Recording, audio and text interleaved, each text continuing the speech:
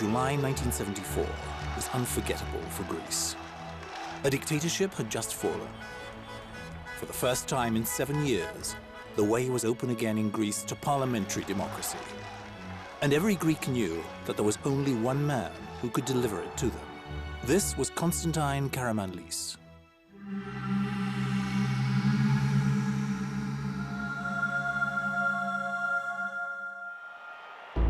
In self-exile for 11 years, at 67 years of age, Karamanlis was called on to do the near impossible.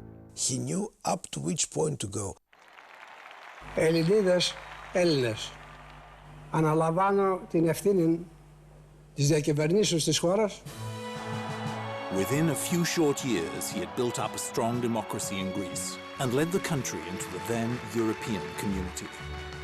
He was a single-minded man, fully dedicated in governing. Karamanlis was no ordinary man or ordinary politician. His sense of duty, his instinctual knowledge of the ingredients of greatness were unique. Modern Greece today is largely what he made it. Ο Κωνσταντίνος Καραμανλής είναι σαν να πήρε την Ελλάδα από εκεί που βρισκόταν και να την τοποθέτησε στον 20ο αιώνα. Karamanlis knew his Greeks well. On one famous occasion, he said that, "In Greece, it's not enough to wind your clock.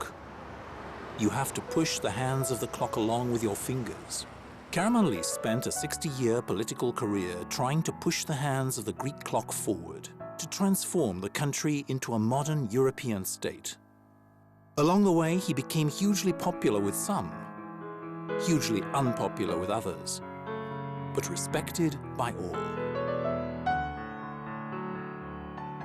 Like Pericles in classical times, Constantine Karamanlis was a major architect of Greek democracy. Here he is in September 1991 at the apogee of his career. He is speaking on the 2,500 years since the birth of Athenian democracy, at perhaps the very same spot where Pericles and Demosthenes made their own speeches in praise of freedom and civil liberties.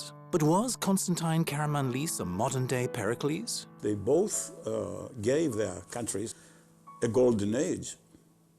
Pericles gave Athens a golden age, and Karamanlis laid the foundations for this country to change the fate of the country. This is the province of Ceres in northern Greece. It may look peaceful now, but over the centuries it has had more than its fair share of turmoil. Greeks, Bulgarians and Ottoman Turks fought over it incessantly until the early part of the 20th century. Into this unsettled environment, Constantine Karamanlis was born in 1907. His father, George Karamanlis, was a school teacher and tobacco grower in the village of Kypkoi. This picture was taken in 1913. Constantine Karamanlis here is 6 years old. Yet, look at his eyes. Small as he is, he has already witnessed his share of horrors. Whole Greek villages wiped out by Bulgarian guerrillas and Turkish irregulars.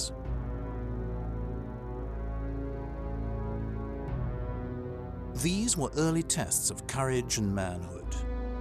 Young Constantine knew what he wanted to do when he grew up. He wanted to fight, to lead. Πρόεδρος ήταν ένας πολύ ζωηρός νέος και σαν μαθητής στα σχολεία και στα γυμνάσια και στο πανεπιστήμιο. Τον θεωρούσαν πάντοτε ότι ήταν ο αρχηγός, ο οποίος δεν συμβιβαζόταν με τίποτε. Constantine's mother, Fotini, was known not only as the beauty of Kypkoi, she was also a strong character. She sent him off to school in the town of Ceres with orders to keep up his religious observances. And after school came university in Athens, where he seems to have enjoyed student life to the full. But back at home, his father's flourishing tobacco-growing business collapsed, leaving him heavily in debt. Constantine was brought back to grim reality.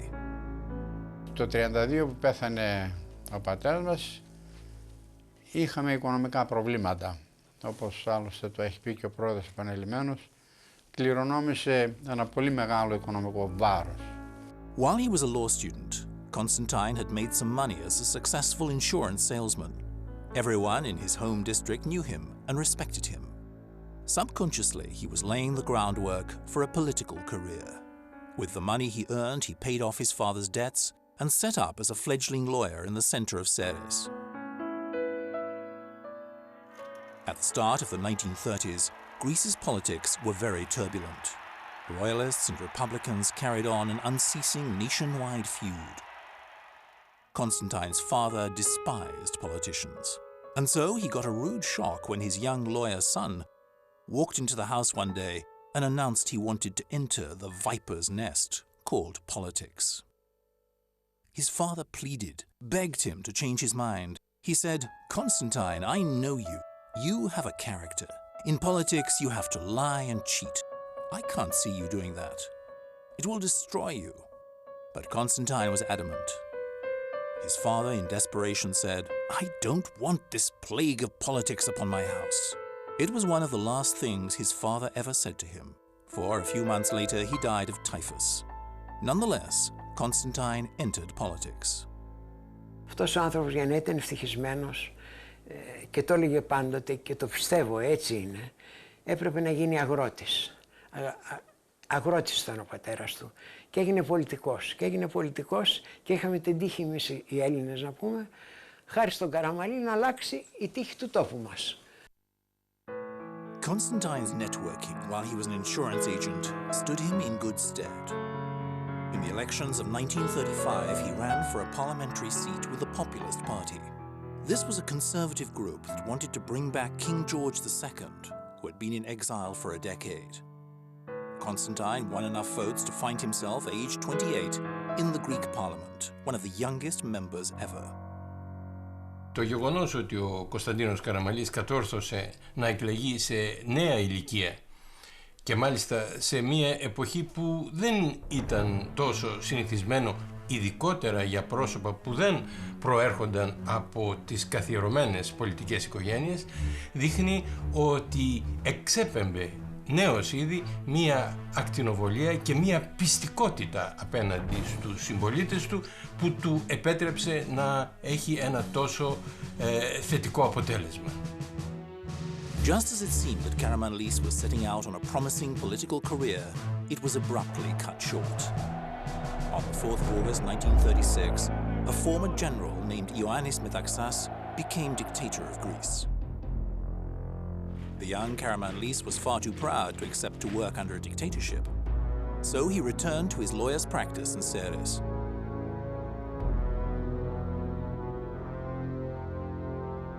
At the time, he suffered from an ear ailment, otosclerosis, which made him partly deaf and not terribly sociable. Αυτό θα προσπαθήσει να το γιατρέψει το καλοκαίρι του 1939, όταν με το φίλο του τον Κώστα τον Πιταλωτή θα ξεκινήσουν μαζί από τη Θεσσαλονίκη με το τρένο με κατεύθυνση το Βερολίνο, όπου ο Κωνσταντίνος Καραμανλής έχει πληροφορίες αλλά έχει και διευθύνσεις σπουδαίων διεθνούς φήμης, θα λέγαμε, οτορινολαριγκολόγων, προκειμένου να βοηθηθεί στο πρόβλημα βαρικοϊές που αντιμετώπιζε. Οι πληροφορίες του όμως κάθε άλλο παρά θα τον βοηθήσουν, αφού οι περισσότεροι από τους καλούς αυτούς γιατρούς ήταν Εβραίοι και είτε είχαν φύγει στην Αμερική προκειμένου να γλιτώσουν από τον ναζισμό, είτε είχαν κλειστεί σε στρατόπεδα συγκέντρωσης. Έτσι θα επιστρέψουν στην πόλη των Σερών, διαδίδοντας ότι έκαναν απλά ένα τουριστικό ταξίδι. World War II came to Greece on the 28th of October 1940. Metaxas bravely turned down Mussolini's ultimatum that Italian troops be allowed to enter Greece. But enter they did. Greek units stopped the Italians in their tracks and hurled them back into Albania. The nation was ecstatic, but not for long. Hitler came to Mussolini's rescue. In April 1941, his panzer divisions crushed Greek resistance and began a 3.5-year German occupation of the country. The economy collapsed. Mass starvation was the rule in Athens. Resistors were rounded up and shot. Nonetheless, Karamanlis felt he had to be in Athens, where he opened a tiny law office. Living under the Nazi boot was unbearable. Karamanlis was, as his biographer Maurice Genevois writes, a poor man among poor men. In the summer of 1943, the British Secret Service arranged for a boat to spirit him away to neutral Turkey. 2 φορές που επιχείρησε να φύγει, τους είχαν ειδοποιήσει ότι είχαν μάθει τις προσπάθειες τις οποίες έκανε οι Γερμανοί και του ανέβαλε. Και την 3η φορά τελικά επιχείρησε και πέτυχε να βγει με περιπέτειες, δηλαδή να βγει μέχρι την Τουρκία. He ended up in Egypt, ragged and penniless, but determined to carry on the fight for liberation along with the Greek government in exile. He was in an Alexandria hotel when he got the incredible news in October 1944. Greece had been liberated. As he recalled later, he went from his balcony back into his room and wept.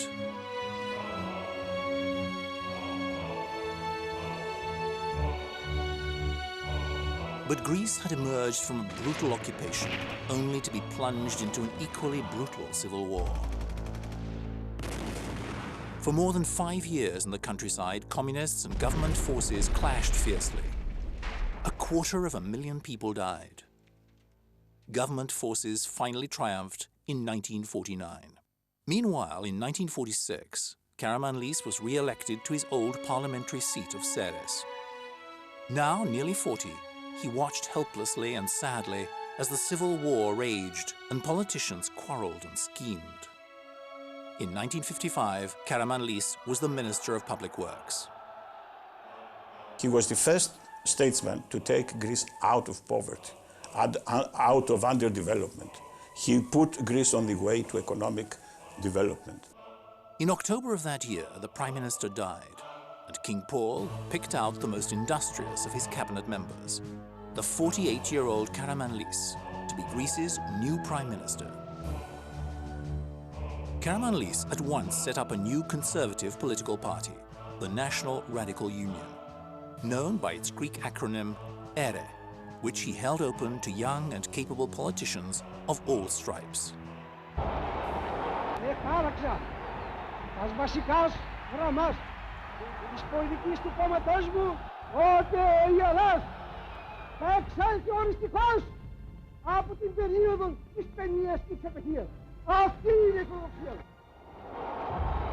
Constantine Karamanlis was a very far-reaching politician looking far into the future and mainly disregarding current political cost.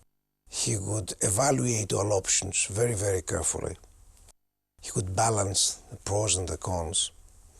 He would estimate what the reaction is going to be, and then he would reach a decision. He believed, like Aristotle, that a developed middle class is the best guarantee for stability and prosperity of the state. He despised wealth and he hated poverty. In order to fight poverty, his changes in the agricultural sector were monumental. In his judgment, democracy prevails when middle class flourishes. As memories of war and tragedy receded, Greeks became more confident and prosperous. They poured into the cities in search of a better life. Those with money began to buy cars and flats. Athens got to know that particularly modern phenomenon, the traffic jam. Την εποχή εκείνη καταστράφηκε η Αθήνα με την περίφημη λύση που δόθηκε για την κατεδάφιση και ανοικοδόμηση ύστερα κατοικιών.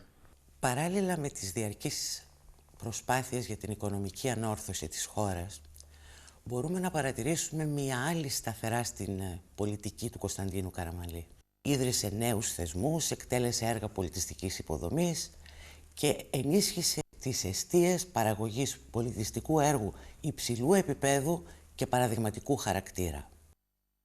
Μέσα σε αυτό το πλαίσιο εντάσσονται οι αλλεπάλληλες εκπαιδευτικές μεταρρυθμίσεις, το πρωτόγνωρο για την εποχή του πρόγραμμα αναστηλώσεων, ανασκαφών, ανεγέρσεως μουσείων και η ενίσχυση και ίδρυση οργανισμών που υπηρετούσαν την τέχνη στο υψηλότερο επίπεδο. But other major state issues were unfolding, and the young Prime Minister would address them the way he always did, head on. The problems of being a Greek leader came upon him thick and fast. In 1955, tensions erupted over Cyprus, a British protectorate since 1878. Most Greeks wanted their Cypriot brethren to become independent from Britain. Many wanted Cyprus to join with Greece in a single country, but this would mean that Greece would strain relations with Britain, and in this Cold War decade, Britain was a vital NATO ally. It was a tough tightrope to walk. Settling the Cyprus issue took 4 years, and all of Karamanlis' patience and common sense. Finally, in 1959, the Zurich Treaty granted Cyprus independence. Karamanlis was the only man who solved the Cyprus problem. Nobody did that before or after. The Cyprus problem is still open. And the solution of the Cyprus problem at the time meant that Cyprus became an independent country, a sovereign country, for the first time in its long history. Cyprus wasn't the only thorny issue Karamanlis had to grapple with. One of the trickiest problems of Greek domestic politics was the status of the monarchy. Ο Κωνσταντίνος Καραμανλής δεν υπήρξε ποτέ αντιμοναρχικός. Δεν υπήρξε όμως και κατά κύριο λόγο φιλομοναρχικός. Κατά βάση τον ενδιέφερε η καλύτερη δυνατή λειτουργία του δημοκρατικού πολιτεύματος. King Paul was a kind and gentle man, but the same cannot be said of his German-born consort, Queen Frederica. As a result, many left-leaning Greeks were quite prepared to scrap the monarchy altogether, and this created a permanent tension between the parliament and the palace. Karamanlis found himself in a dilemma. He respected the king and had no wish to make Greece a republic, but his proud nature could not accept the royal family's political intervention in Greek affairs, especially when it earned him vicious attacks from the left. I don't think he wanted to abolish, back in 1963, the monarchy. What he had suggested at that time was actually to have what he called a radical cut, and giving the monarchy a more contemporary substance. The issue came to a head in 1963, when the king and queen insisted on visiting London, despite the threat of anti-royal demonstrations, which Greek leftists were planning. Karamanlis urgently warned the royals, "Don't go to London." But Frederica was a stubborn queen, with great influence over the benign King Paul. They ignored Karamanlis' warnings, so, ethically, he felt he had no choice but to resign. Η απόφαση του να αποχωρήσει διαμορφώθηκε σε συνάρτηση με τη διαπίστωση ότι δεν ήταν δυνατό να επιτελέσει στο βαθμό που το επιθυμούσε το έργο της ανασύνταξης της χώρας, το οποίο είχε ξεκινήσει και είχε σημειώσει μεγάλη επιτυχία μετά το 1956. With Karamanlis out of the political picture, his main rival saw his chance. This was G.Papandreou, a centrist firebrand who had steadily built up a following among the less privileged classes. Papandreou's Central Union won the elections of November 1963. The monarchy was mingling into the affairs of the state and wished, actually, the Center Union under Papandreou at that time to come to win the elections. Ο Καραμανλής είχε κατηγορηθεί επίσης για τη δολοφονία του Γρηγόρη του Λαμπράκη και ο Γεώργιος Παπανδρέου, αρχηγός τότε της αξιωματικής αντιπολίτευσης της Ένωσης Κέντρου, τον κατήγγειλε ότι ήταν ο ηθικός αυτουργός της δολοφονίας του Γρηγόρη Λαμπράκη. However, the findings of the impartial judge responsible for the case, Christos Sargetakis, who later became president of the Hellenic Republic, brushed aside any allegation against Karamanlis. Sargetakis noted, not even the slightest trace of suspicion occurred against Karamanlis. With his main foe in power, Karamanlis felt he could no longer be of use to his country. He left Greece to live in Paris, as far as he was concerned, for good. I think that was a major decision of Karamanlis. He went into self-exile in 1963 without knowing what would happen to him afterwards. Conservative Greeks, the palace and the Americans wondered where Greece would head now. Before leaving, Karamanlis had warned his people that their political immaturity would get them into hot water. 3.5 years later, his prediction came stunningly true.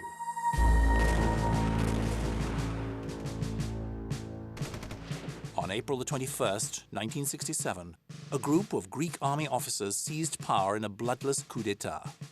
They arrested most of the politicians and began a 7-year period of military rule. Karamanlis, living in safety in Paris, had been warning of precisely this. No one in Greece had been listening. He himself was 60 years old, an age when many people retire. He had no inkling that his greatest role in Greek politics was yet to come.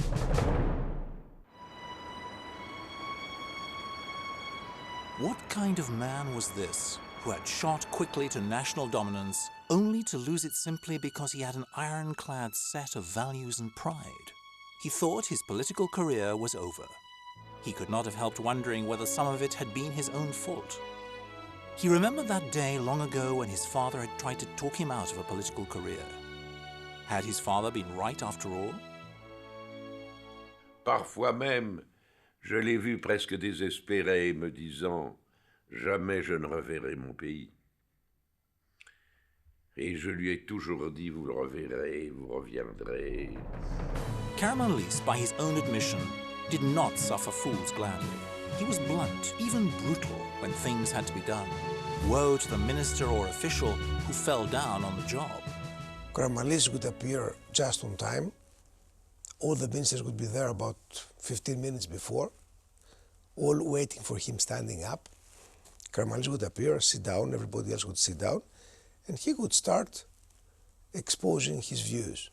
Sometimes he would pose a couple of rhetorical questions, questions which did not demand for an answer. Once I made the mistake, was very young, tried to answer. Then I received a kick under the table by a much more experienced than me minister, saying that when Karamanlis asks questions, he doesn't need an answer. He didn't go to upper crust parties or have much use for the upper crust itself. Duty, that was his life. He wasn't in it to win any popularity contests. What he ordered to be done was done, that's it.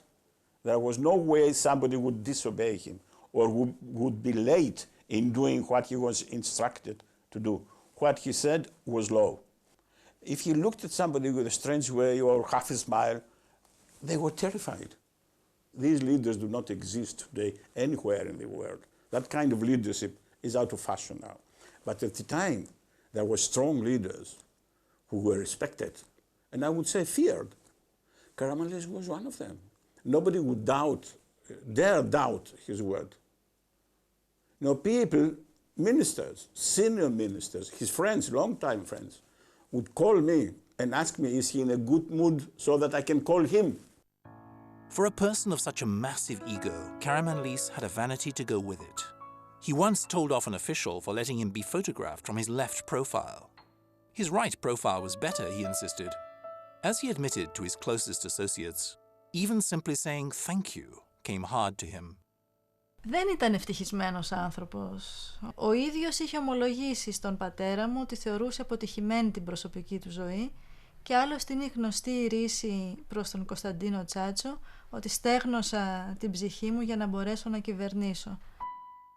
He was not a natural family man. Not until he was 45 did he marry. His wife, Amalia, was a charming hostess and well-connected politically.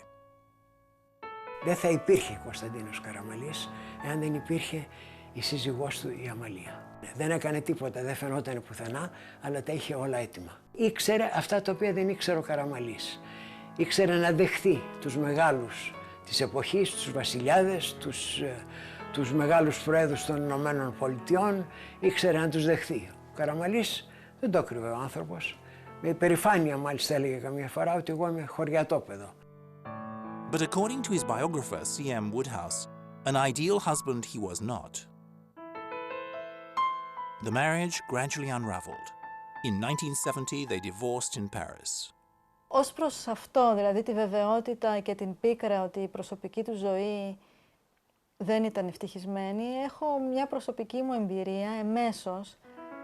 Όταν εγώ παντρεύτηκα το 1988, Κωνσταντίνος Καραμανλής μου έστειλε τα πιο όμορφα κατακόκκινα τριαντάφυλλα που έχω λάβει στη ζωή μου, μαζί με ένα σημείωμα. Μου έλεγε για την ανάγκη της υποχωρητικότητας, ότι αυτό που κρατάει ένα γάμο είναι ο καθένας να μην στηρίζεται στην επιμονή του και στο πείσμα του, αλλά να είναι υποχωρητικός έναντι του άλλου.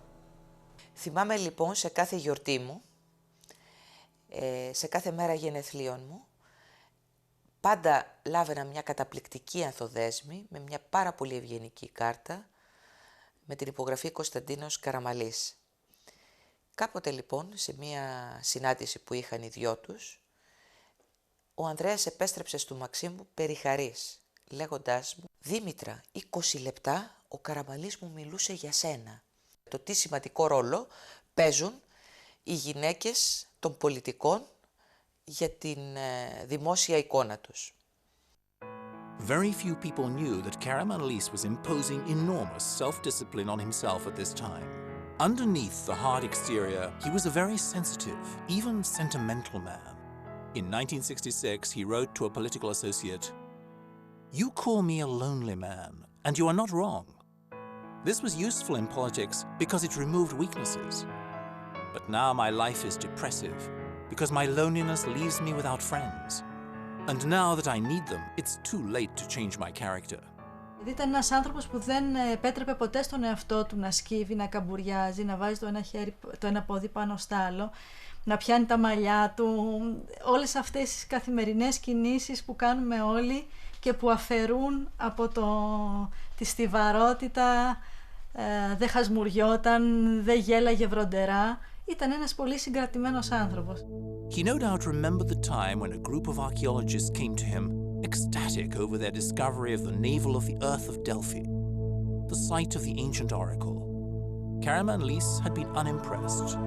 "Throw the thing in the sea," he said. "If the modern Greeks get the notion that they're the center of the earth, they'll be ungovernable."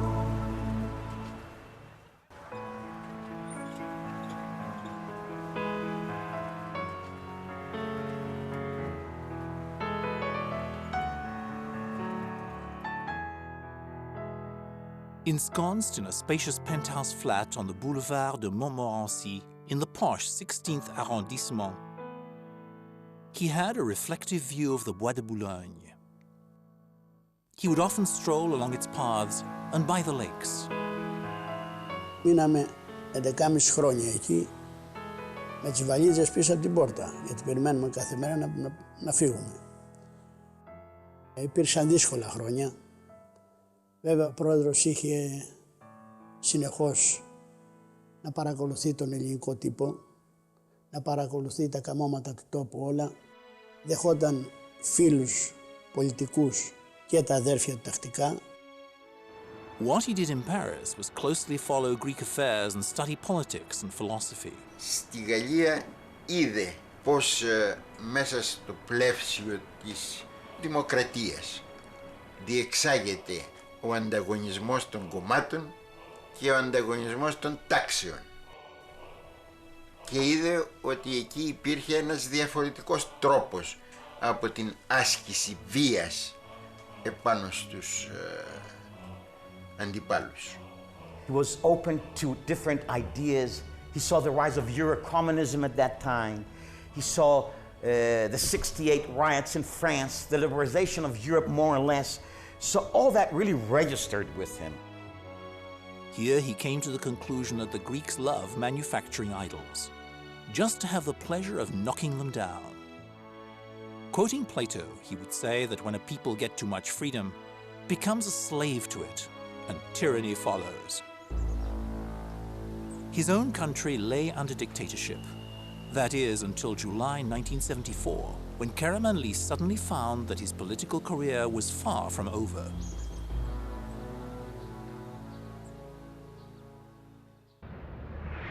In July 1974, the Greek military-backed regime made its big, fatal misstep. It toppled the independent leader of Cyprus, Archbishop Makarios. Turkey, fearing a Greek annexation, invaded the island and occupied the northern part. For a few days, there was a very real danger of war between Greece and Turkey. Fortunately, the head of the Greek regime, General Gizikis, had the foresight to invite Karamanlis from Paris and promise him a free hand in restoring parliamentary democracy.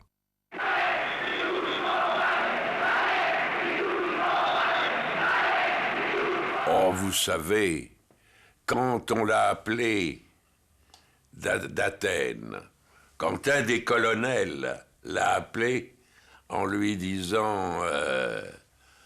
il faudrait revenir, etc. Il a simplement dit « Et vous ne pouviez pas y penser plus tôt ». He arrived on French President Valéry Giscard d'Estaing's private plane. Few who lived through that feverish summer night will ever forget it. Μπαίνοντας όμως μέσα στο αεροπλάνο, όπου ξέρουμε ότι εκτός του Προέδρου ήταν ο Κώστας Χρυσοστάλης, ο γραμματέας του στο Παρίσι, ο Λαμπρίας και ο Μιχάλης Λιάπης, ο ανιψιός του και νυν υπουργός, το κλίμα άλλαξε άρδιν.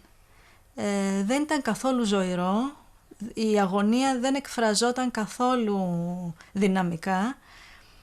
Οι τρεις συνεπιβάτες μόνο συζητούσαν μεταξύ τους. Ο Καραμανλής ήταν σιωπηλός έως και αμίλητος και καθόταν στη θέση του ακίνητος. Ο Καραμανλής είπε μόνο μια κουβέντα. Αυτό προσδιορίζει το μέγεθος των ευθυνών μου. Και σιώπησε. The dictatorship did not just vanish overnight. The situation was very shaky in the first few days. Karamanlis lived with the very real fear of being assassinated. He rarely slept twice in the same place. Ο Καραμανλής έμεινε 2,5-3 μήνες στο ξενοδοχείο της Μεγάλης Βρετανίας. Και πολλές φορές χρειάστηκε από το ξενοδοχείο να πάρω τον πρόεδρο και να τον φυγαδεύσω χωρίς να ξέρει κανένας και να πάμε να κοιμηθούμε σε διάφορα σημεία γύρω από την Αθήνα. Είμαι εχμάλωτος, μου λέει. Είμαι φυλακισμένος. Δεν ξέρω τι θα με κάνουν. Το φαΐ που μου φέρνουν, ο Θόδωρος το χύνει στο αποχωρητήριο. Και πηγαίνει και αγοράζει και τρώμε ξηρά τροφή. Τα βράδια φεύγομαι και πηγαίνω και μένω σε κότερα. Δεν ξέρω αν θα ζήσω ή θα πεθάνω.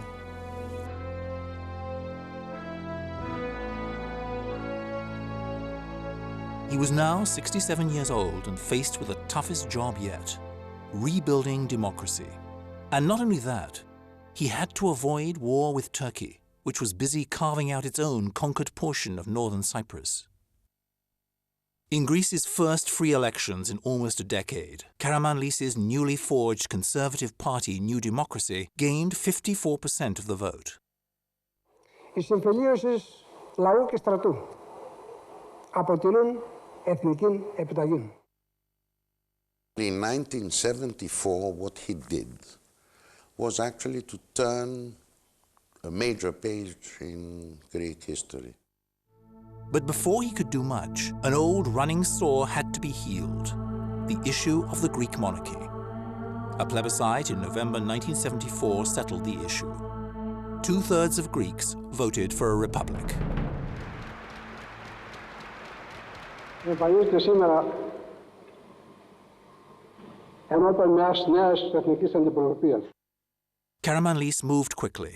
Within a year, the military regime bosses, led by Colonel Papadopoulos, had been found guilty of high treason and jailed for life.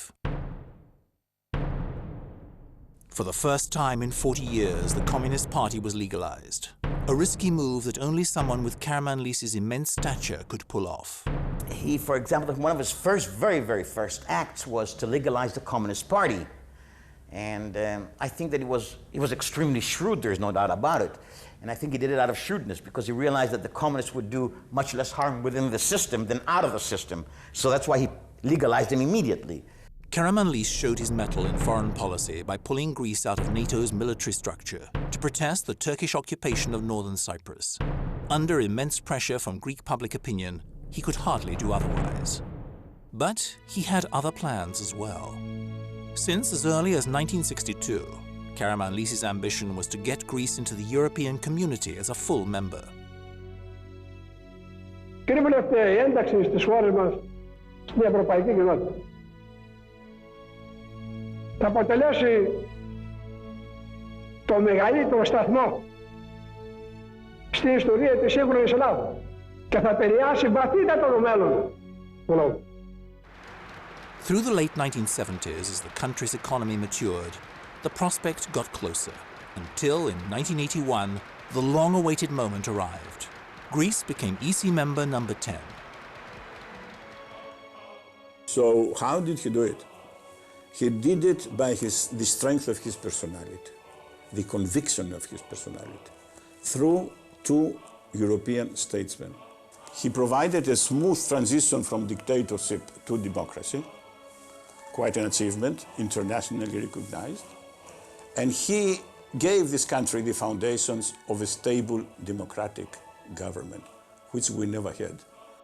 Karamanlis put Greece into Europe. Despite the majority of the Greeks and the majority of the Europeans, he did that all by himself, single-handedly, and I think I take my hat out to him for that greatest of achievements. In the 7 years of Karamanlis' second term, Greece's per capita national income had gone up nearly 100%. Incomes were on the rise. People were buying houses, cars, and color televisions. Tourism soared to new heights. As Karamanlis said, prosperity was benefiting every social class, not just the business elite. Ο Καραμανλής γύρισε με τα μυαλά του σύγχρονα στην Ευρώπη εκείνη τη στιγμή. Δηλαδή ήθελε δημοκρατία, ήθελε ελευθερία, ανθρώπινα δικαιώματα, πάλευε για αυτά και ήθελε και κυβέρνηση εθνικής ενότητας. But still, there were clouds. Greece was spending more than $1 billion on oil every year. Inflation was stubbornly double-digit. The unions began to strike with greater frequency. Many people with memories of the recent dictatorship still fresh were turning leftwards. All this was music to the ears of the man who, by the end of the 1970s, had become Karamanlis' greatest rival. This was Liani-Papandreou, son of George Papandreou, who had replaced Karamanlis in power back in 1963. Andreas, as everybody called him, was a US-trained economist who had formed a socialist party known by its acronym PASOK. In 3 years, PASOK's share of the votes climbed to well over 20%, as Papandreou made fiery threats to pull out of NATO and the EEC. These were verbal fireworks that appealed to Greek emotions. So the Greeks wanted to try socialism. In the October 1981 elections, Liani-Papandreou grabbed 48% of the vote and prepared to put in place Greece's first socialist government. Karamanlis, a year before, got a majority of the parliament to elect him as Greece's president, a largely ceremonial post carrying more prestige than power. It was hard for him to give up active politics. When Karamanlis returned to visit his old hometown of Ceres and address the crowd, he received such adulation that during the speech he broke into sobs. La moins heureuse partie de sa vie a été, en dehors de l'exil, quand il a été président de la République. Parce que la Constitution était ainsi faite, et il me l'avait expliqué, qu'il ne pouvait pas faire la Constitution qu'avait faite De Gaulle pour la France. Il m'a dit, De Gaulle sortait d'un état d'excès de démocratie, de démagogie. Et moi, je sortais d'une dictature. Je ne pouvais pas faire la même. Between 1980 and 1985, Karamanlis was impeccable in carrying out his figurehead duties. Τα πρότυπά του ήταν αυταρχικά. Ήταν ένας αυταρχικός ηγέτης. Και αυταρχικός ήταν και στο περιβάλλον του, όχι μόνο απέναντι στον αντίπαλο, τα πιο οικία του πρόσωπα, στενότατοι συγγενείς του, αδέρφια του. Δεν τον προσφωνούσαν με το όνομά του Κώστα και δεν του μιλούσαν στον ενικό ποτέ. Του μιλούσαν πάντα στον πληθυντικό και πάντα τον προσφωνούσαν ως πρόεδρο. I could not address him as Kostas. I would always call him Mr. President. The members of his family called him Mr. President. His brothers called him Mr. President. Everybody called him Mr. President. I would not dream of calling him Kostas. As president, he was above criticism, and this only increased his near-mythical stature. When it came to the presidential election of 1985, Karamanlis fully expected to be returned for 5 more years. He was bitterly disappointed. The socialist Prime Minister Papandreou, under pressure from his left wing, nominated a little-known district attorney named Christos Sargetakis as president of the Republic. Την τελευταία συνάντησή τους τη θυμάμαι σαν μια πολύ συναισθηματικά φορτισμένη συνάντηση. Έφερνε βαρέως ο Παπανδρέου το ότι δεν είχε φερθεί καλά στον Κωνσταντίνο Καραμανλή. Ήρθε ο Ανδρέας του Μαξίμου, όπου εκεί ελέγχθησαν τα πάντα, γιατί αναγκάστηκε ο Ανδρέας να φτάσει σε αυτή την απόφαση. Ήταν ένα είδος εξομολόγησης του Παπανδρέου προς τον Καραμανλή. Του το χρωστούσε ιστορικά, θα έλεγα. In 1990, the socialists lost the elections, and the right wing had just enough parliamentary votes to get Karamanlis back into the president's chair. Η επάνωδος του Κωνσταντίνου Καραμανλή, ας πούμε, στην Προεδρία, ήταν μια άλλη προσπάθεια ουσιαστικά για να θεμελιώσει τη δημοκρατία και να θεμελιώσει, αν θέλετε, και την ομαλή πορεία του τόπου μας από εκεί και πέρα. Πρώτη φορά τον συνάντησα ως πρόεδρο της Δημοκρατίας. Και όταν του είπα ότι εμείς βλέπουμε 2 περιόδους, χαιρετίζουμε τη νέα περίοδο Καραμανλή, αλλά είμαστε επικριτικοί για την πρώτη, μου είπε κάνετε λάθος, εσείς ποτέ δεν καταλάβατε την πολιτική του Καραμανλή, μία ήταν και τότε και τώρα. There are some who claim that Karamanlis became a different person after the fall of the colonials in 1974. Now, research has shown that this is not accurate. Karamanlis had an amazing continuity of aims and objectives before 1967 and after 1974. Karamanlis relentlessly pursued 3 aims: economic development, the integration of Greece into the West and especially into Europe, and the establishment of democracy. Λέω, πρόεδρε, δεν ήταν μία περίοδος και τότε και τώρα. Μεσολάβησαν και οι εκλογές του 1961. Υπάρχουν και οι ευθύνες για τη διατήρηση όλου αυτού του πλέγματος των εμφυλιοπολεμικών νόμων και της ατμόσφαιρας. Αυτά είναι στο παθητικό σας και δεν σας τα χαρίζει η αριστερά. Γέλασε και μου είπε, είστε δογματικοί, δεν βλέπετε τα πράγματα στο αληθινό τους πρόσωπο. Εγώ και τότε που ήμουνα στην κυβέρνηση απέλυσα τους εξορίστους από τον Αϊστράτη, πράγματι. Ο Καραμανλής δεν είχε καμιά εκτέλεση στη διάρκεια της δικής του πρωθυπουργίας. Συνεπώς, λέει, μάλλον πρέπει να αλλάξετε το πρίσμα σας τώρα που λέτε εσείς οι ανανεωτικοί ότι τα βλέπετε διαφορετικά τα πράγματα. In 1990, Karamanlis was 87 years old. Even now, he felt he still needed to serve his country, for Greek politics were again descending into the petty intrigues and squabbling he so despised, and which he had vainly tried to cure. The socialist Papandreou, now ailing, became prime minister again in 1993. The Greek media became more aggressive in stirring political passions. In what was probably his last famous phrase, Karamanlis lamented in the mid-1990s that Greece had become one vast lunatic asylum. The realization depressed him. His human side emerged once again. Το κλίμα που είχε δημιουργηθεί τότε, τις σκανδαλοθυρίες, τις πολιτικές ανομαλίες και όλα αυτά τα πράγματα, τον κάνουν τον Καραμανλή να ανησυχεί. Γι' αυτό και άλλωστε ξέφρασε, ας πούμε, και όλη αυτή την φράση τότε.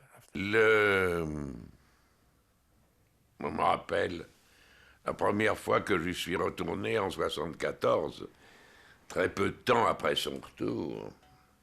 Nous étions en voiture, on a fait une promenade. Ben, je lui ai dit, écoutez, président, ben voilà, vous êtes en Grèce. La voilà votre mère grecque, vous l'avez retrouvée. Il m'a dit oui. Mais hélas, il y a les Grecs. Karamanlis confided to those few people closest to him that in order to govern, he had to, in his own words, dry out his soul.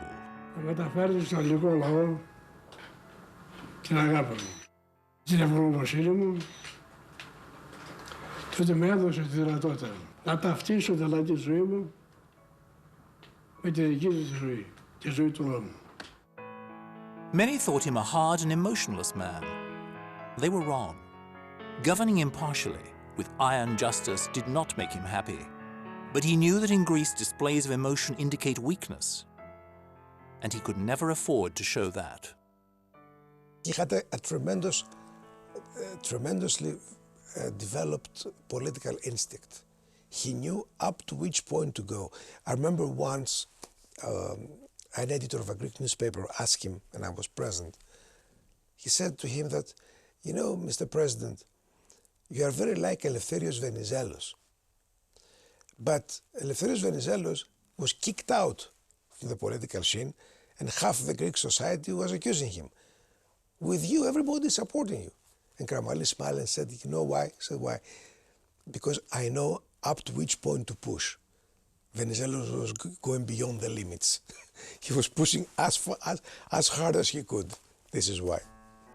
He was an old man now, and perhaps could be forgiven for the occasional breakdown of his old iron reserve. In 1993, the independence of the former Yugoslav Republic of Macedonia sparked a bitter quarrel with Greece, which claimed the historic name of Macedonia for its own northern province. Karamanlis, the old Macedonian, was disheartened. Θα καταλάβουν επιτέλους. Ποτέ δεν υπάρχει παρά μια Μακεδονία. Και η Μακεδονία αυτή είναι.